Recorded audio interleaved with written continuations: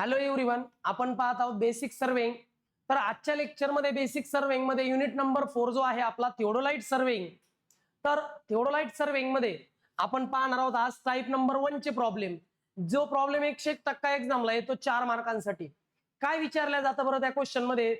तर to find the length and bearing of a line. Line म्हणजे survey line. Surveying subject मध्ये line म्हटलं की सर्वे लाईन, आणि त्या सर्वे लाईनची बिअरिंग विचारतात. बिअरिंग म्हणजे असा अँगल जो नॉर्थ डायरेक्शन पासून अँटी क्लॉकवाईज डायरेक्शनने मोजलाय.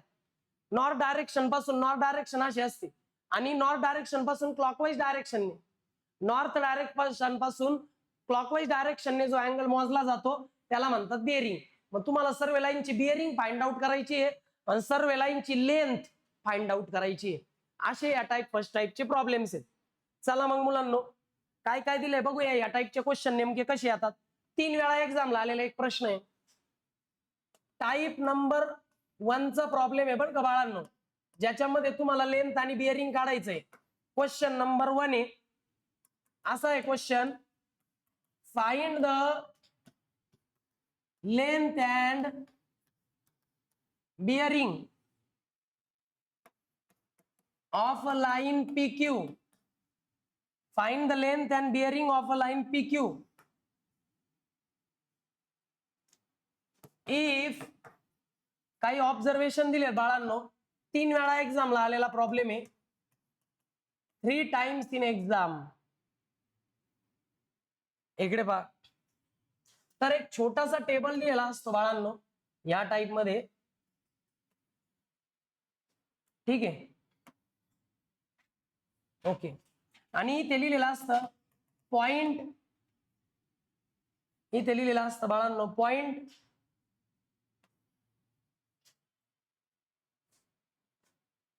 इथे लिहिलेलं असतं बाळांनो कोऑर्डिनेट्स. कोऑर्डिनेट्स इथे लिहिलंय P 970.50, 850.40. Q इथे लिहिलंय 1200.40, 602.40. बघा क्वेश्चन, बघा बरं का, खूपच साधा आणि सिंपल घे. टाइप नंबर 1 ची प्रॉब्लेम आहे, ज्यामध्ये तुम्हाला सर्वे लाईनची लेंथ आणि सर्वे लाईनची बिअरिंग फाइंड आउट करायची आहे. सर्वे लाईन आहे PQ. मग ज्या सर्वे लाईनची लेंथ आणि बिअरिंग फाइंड आउट करायची, त्या सर्वे लाईनचे जे 2 पॉइंट्स आहेत, एंड पॉइंट्स, त्या 2 एंड पॉइंटचे दिलेले असतात कोऑर्डिनेट्स. कोणते कोऑर्डिनेट्स? Latitude and altitude. ठीक आहे, मग चला बाळांनो काढूयात.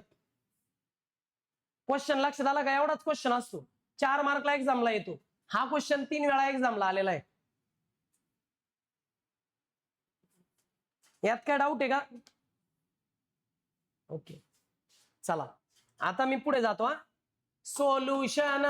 मी जे सांगतो त्याच स्टेप्स, मी जे सांगतो तेच फॉर्म्युले. Step number 1. स्टेप नंबर 1 ला तुम्हाला काढायचं आहे बाळांनो bearing of line.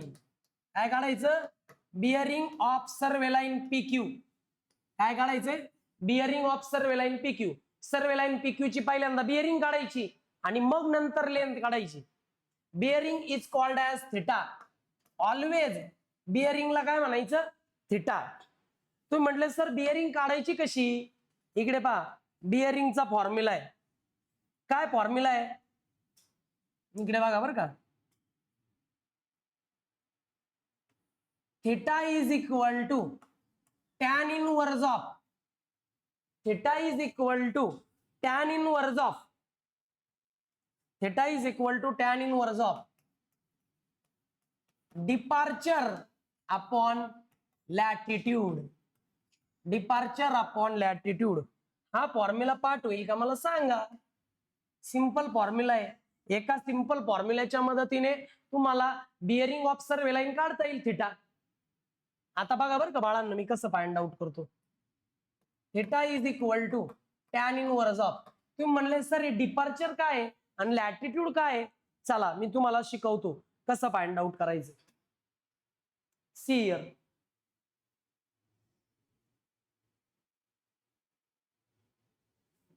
C here. आता मला काढायचं डिपार्चर. ऐका ना, जेव्हा तुम्हाला हे कोऑर्डिनेट्स दिलेले असतात ना, कोऑर्डिनेट्स एक्झामला नाही लिहायचं पण समजून घ्यायचं. हे जे सुरुवातीच्या ह्या दोन व्हॅल्यू नाही, पहिली व्हॅल्यू ही असते लॅटिट्यूड साठी. कशासाठी असते? लॅटिट्यूड साठी. आणि ह्या ज्या दोन व्हॅल्यू आहेत ना, पुढच्या दोन या असतात डिपार्चर साठी. मग तिथं डिपार्चर आणि लॅटिट्यूड विचारलंय, मग मी यातल्या कोणत्या व्हॅल्यू घ्यायच्या? आता डिपार्चर लागतं ना आपल्याला. डिपार्चर काढताना ऑलवेज इकडे बघा, डिपार्चर काढताना ऑलवेज खालच्या व्हॅल्यू मधून वरची व्हॅल्यू सबट्रॅक्ट करायची. डिपार्चरच्या ह्या दोन व्हॅल्यू आहे, या खालच्या व्हॅल्यू मधून ही व्हॅल्यू सबट्रॅक्ट करा. 602.40 मायनस 850.40. भाऊ किती असं टाकायचं, 602.40 मायनस 850.40 मिळालं डिपार्चर. आता खाली पाहिजे लॅटिट्यूड. लॅटिट्यूड साठी तर ह्या दोन व्हॅल्यू आहेत, ह्या दोन व्हॅल्यू. मग काढायचं कसं? ऑलवेज नेहमीच खालच्या व्हॅल्यू मधून वरची व्हॅल्यू सबट्रॅक्ट करायची. 1200.40 मायनस 970.50. मग करायचं 1200.40 मायनस 970.50. बघा या पद्धतीने लॅटिट्यूड काढलं. हे बघा डिपार्चर काढण्याचं असं काढलं आणि लॅटिट्यूड आहे बघा असं काढलं. मला सांगा यात काय डाऊट आहे का भाऊ?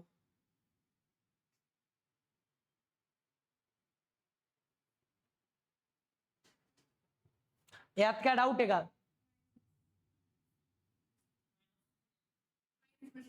बर, मायनस साइन आलं ना तर ते पॉझिटिव्ह करून घ्यायचं. मला पहिले व्हॅल्यू सांगा, मग मी तुम्हाला सांगतो कसं करायचं. याची व्हॅल्यू काय आली? -248. आणि याची व्हॅल्यू काय आली? एक एक काढा. 229.9 एवढं झालं. आता इकडे बघा, आता इथं मायनस साइन आहे. अँगल कधी निगेटिव्ह असतो का? नाही, अँगल निगेटिव्ह नसतो. मग बिअरिंग म्हणजे अँगलच आहे, म्हणून इथं निगेटिव्ह व्हॅल्यू कधीच घ्यायची नाही, ऑलवेज पॉझिटिव्ह घ्यायची. येऊ द्या ना निगेटिव्ह, पण ती काय घ्यायची? पॉझिटिव्ह. मग मला सांगा, आली निगेटिव्ह तर निगेटिव्ह घ्यायची नाही, कारण निगेटिव्ह नाही पॉझिटिव्ह घेऊन आन्सर काढायचं. मग मी काय करतो, याला पॉझिटिव्ह करतो आणि मग व्हॅल्यू काढतो. करा यांचं division. Tell me the angle. बर, ते येतं पॉइंट मध्ये येतं बाळांनो.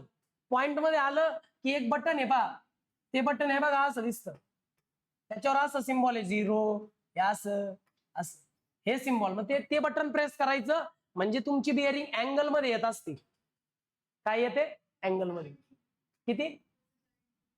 447 degree 10 minutes 8.35 second. 47 degree 10 minute 8.35 second is the bearing of the given survey line PQ. आता मला सांगा यात काय डाऊट आहे का? डिपार्चर लॅटिट्यूड निगेटिव्ह आलं तरी पॉझिटिव्ह घ्यायचं. डाऊट आल्यास विचारा, पहिली स्टेप लिहून घ्या. बिअरिंग फाइंड आउट केलं म्हणजे अर्ध काम संपलं.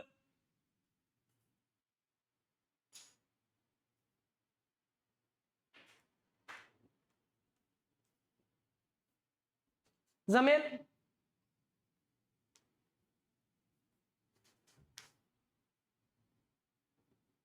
जमेल का? जमेल. आता इकडे पहा, तुम्ही म्हणले सर हा जो अँगल आहे हा अँगल आला हो, पण क्वाड्रंट कोणता आला? इकडे पहा, क्वाड्रंट काढावं लागेल ना. अँगल आहे म्हणजे कोणत्या तरी क्वाड्रंट मध्ये अँगल आहे ना. क्वाड्रंट कसे असतात? ही फिगर काढली पाहिजे असं काही नाही, पण अंडरस्टँडिंग साठी एक्झामला काढली बेटर. नॉर्थ, साऊथ, ईस्ट आणि वेस्ट. या साईडला काय असतं? प्लस. या साईडला इकडं प्लस, इकडं. इथपर्यंत क्लिअर आहे? आता इकडे लक्ष द्या. वरती काय होतं तुमचं? डिपार्चर. आता एक गोष्ट मला तुम्हाला सांगायची बाळांनो, आता इकडे लक्ष द्या, मी काय सांगतो. लॅटिट्यूड जी असते ती व्हर्टिकल असते आणि डिपार्चर असतं हॉरिझॉन्टल. मग हे जे व्हर्टिकल आहे याला काय म्हणायचं? लॅटिट्यूड. आणि हे जे हॉरिझॉन्टल आहे याला म्हणतात डिपार्चर. लक्षात ठेवा, लॅटिट्यूड नेहमी व्हर्टिकल असतं, डिपार्चर नेहमी हॉरिझॉन्टल असतं. इथपर्यंत क्लिअर? आता मला सांगा तुमच्या डिपार्चरची व्हॅल्यू काय आली होती रे? इकडे पहा, तुम्ही जेव्हा डिपार्चर कॅल्क्युलेट केलं सबट्रॅक्शन करून, तेव्हा डिपार्चर हे आलं होतं का रे? किती आलं होतं? -248. आणि लॅटिट्यूडची व्हॅल्यू काय आली होती चेक करा बरं. लॅटिट्यूडची व्हॅल्यू बघा ही आली होती का? सबट्रॅक्शन केलं लॅटिट्यूडचं, हे आलं होतं का लॅटिट्यूड एल? किती आलं होतं? 229.9. याला काही सिम्बॉल नाही म्हणजे काय प्लस. यात काय डाऊट आहे का पहा बरं?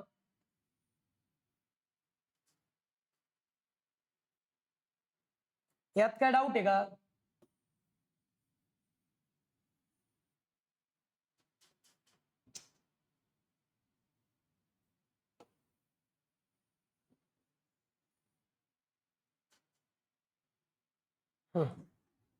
बाजूला घेतलं थोडं, त्याला कन्फ्युजन नको.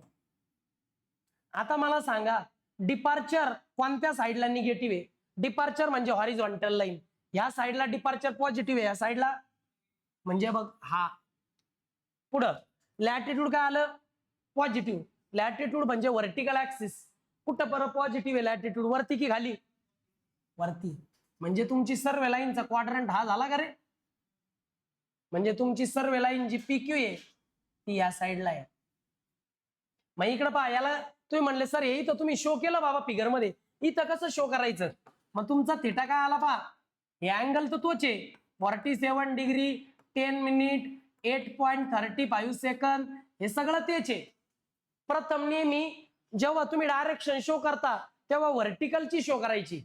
नॉर्थ आहे का साऊथ आहे व्हर्टिकलचं? नॉर्थ. मग इथं अगोदर लिहायचा नॉर्थ. आणि हॉरिझॉन्टलचं वेस्ट आहे का ईस्ट आहे? वेस्ट आहे. मग वेस्ट घ्यायचा नंतर, म्हणजे प्रथम व्हर्टिकल आणि मग हा.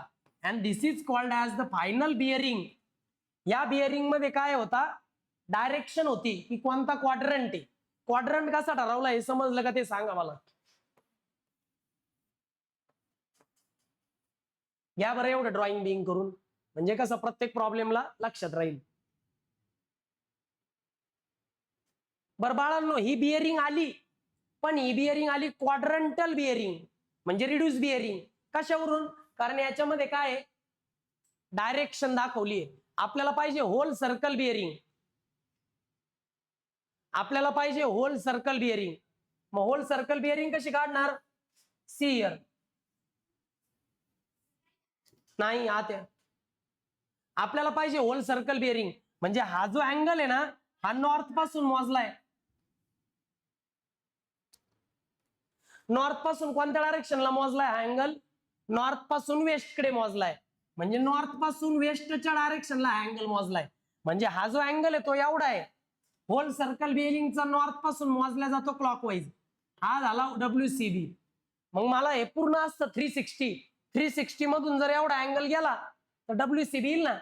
मग ये ना आन्सर 360 डिग्री मधून हे वजा करायचं. करा बरं. मग थिटा येईल बाळांनो, परत एकदा करा बरं बाळांनो. चला कसा काढायचा थिटा? हा आहे बरोबर आहे, पण हा आहे रिड्यूस बिअरिंग मध्ये. हा जो येईल तो असेल होल सर्कल बिअरिंग मध्ये. काय केलं फक्त 360 degree minus 47 degree 10 minute 8.35 second. फक्त 360 मधून वजा करा, तोच अँगल होल सर्कल बिअरिंग मध्ये. अँगल तोच आहे, फक्त हा होता रिड्यूस बिअरिंग मध्ये, हा आला होल सर्कल बिअरिंग मध्ये. किती आलं? How much it is? 312 point नाही रे, डिग्रीचं बटन दाब. 312 डिग्री 49 मिनिट किती? 51.6 second. This is the bearing of survey line PQ which is in whole circle bearing. आणि हे काय आहे? बिअरिंगच आहे, पण हे बिअरिंग कसं कॅल्क्युलेट केलंय? Reduce bearing. हे रिड्यूस बिअरिंग होतं, हे होल सर्कल बिअरिंग होतं. आणि तुमची सर्व लाईन PQ इकडे आहे पहा, चौथ्या क्वाड्रंट मध्ये. कळालं का रे भाऊ? यात काय डाऊट आहे का? पहा, घाबरू नका, याच्यावर अजून प्रॉब्लेम घेईल मी, पण अगोदर हे क्लिअर करून घ्या.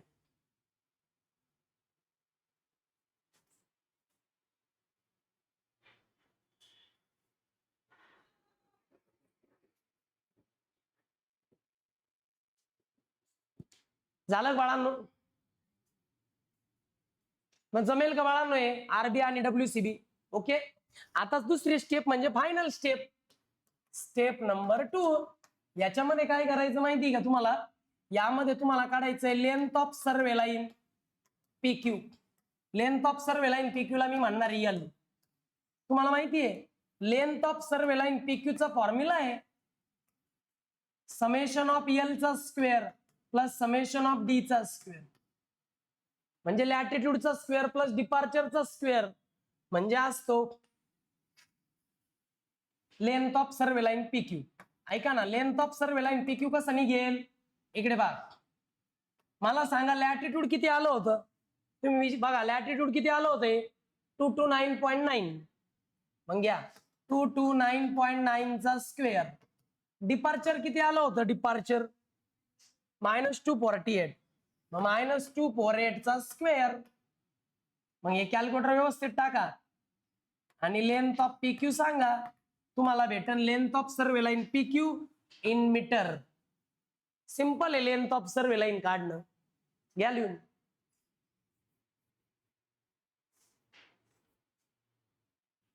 आन्सर आलाय 338.16 मीटर. ही झाली लेंथ ऑफ सर्वे लाईन. आता आपल्याला काय विचारलं होतं? Bearing of survey line. Bearing काढली. Length of survey line, length of survey line पण काढलं. दोन सिंपल फॉर्म्युले आणि आन्सर. पण जे काढलं ते बरोबर आहे का ते चेक करावं लागेल. त्यासाठी घ्यायचं स्टेप नंबर 3 ला चेक.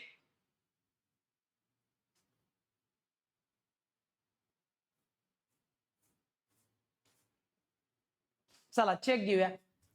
लास्ट स्टेप आहे बाळांनो, स्टेप नंबर 3 आहे चेक, की आपण जे कॅल्क्युलेट केलं ते बरोबर आहे का?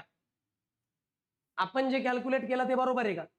त्यासाठी ना लॅटिट्यूड चेक करायचं, की लॅटिट्यूड म्हणजे एल, याचा फॉर्म्युला एल कॉस थिटा वापरायचा. आणि डिपार्चर पण चेक करायचं, डिपार्चर बरोबर आहे का? डिपार्चरचा फॉर्म्युला एल साइन थिटा. मग आता एल किती आला होता तुमचा? 338.16 multiplied by cos of angle किती होता ग? 47 डिग्री 10 मिनिट 8.35 सेकंद. हे जर कॅल्क्युलेट टाकलं तर तुमचं लॅटिट्यूड तेच यायला पाहिजे. हे काय आलं होतं? 229.9 ना, तेच यायला पाहिजे. आणि डिपार्चर पण तसंच चेक करायचं बाळांनो. एल आलं होतं तुमचं 338.16 साइन ऑफ थिटा. थिटाचं व्हॅल्यू आहे 47 डिग्री 10 मिनिट 8.35 सेकंद. टाकायला कॅल्क्युलेटरवर. डिपार्चर यायला पाहिजे 248 मीटर. निगेटिव्ह साइन पण येऊ शकतं, नाही आलं तरी काय फरक नाही पडत. चेक साठी हा एक फॉर्म्युला यूज केला आणि हा डिपार्चरचा फॉर्म्युला यूज केला. अशा पद्धतीने चेक घेतला. आन्सर बरोबर आली का पहा येतात का? हे जर बरोबर आला आन्सर समजून घ्या आपण केलेले कॅल्क्युलेशन ऍक्युरेट आहे. या ठिकाणी हा प्रॉब्लेम संपतो बाळांनो. ओके. 8-9 म्हणजे 9च ना, ठीक आहे ना. आणि हे पण तेच येईल. ओके, या लिहून.